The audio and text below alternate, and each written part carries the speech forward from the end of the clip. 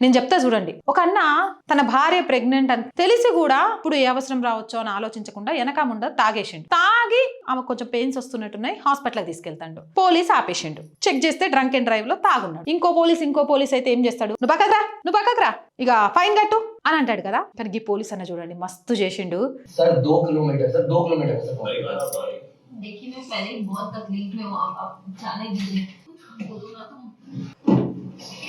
Sir आप please समझने की कोशिश कीजिए सर। बैठिए और आप ये वीडियो शूट करते रहिए ताकि लोग जाने कि हम पुलिस वाले ऐसे भी सेवा करते हैं, ठीक है ना? अब बनाइए। పెయిన్స్ స్టార్ట్ అయినా ఎవరు లేదు కాబట్టి తప్పనిసరి పరిస్థితిలో ఒక 3 కిలోమీటర్స్ 4 కిలోమీటర్స్లోనే హాస్పిటల్ ఉంది, తాగి తీసుకుపోతేంది అనుకున్నాడు. పోలీసుగా ప్రజలకు సేవ చేయటం మా బాధ్యత. తాగిన నిన్ను డ్రైవ్ చేస్తూ ఆమెను పంపించలేము, ఇంకో వెహికల్ కోసం ఇక్కడే ఏమైనా వెయిట్ చేయించలేము. మేము మిమ్మల్ని హాస్పిటల్ దాకా నేను సేఫ్గా డ్రైవ్ చేసి తీసుకెళ్లి దింపుతా. నిజంగా ఇలాంటి పోలీస్ ఆఫీసర్లు, ఇలాంటి అధికారులే కావాలా. మీరు తీసుకునే ప్రతి రూపాయి జీతం భారతదేశంలోని పౌరులు ఇస్తోంది, రాజకీయ నాయకులు కాదు. మీరు పనిచేయాల్సింది రాజకీయ నాయకుల కోసం కాదు, దేశంలోని ప్రజల కోసం.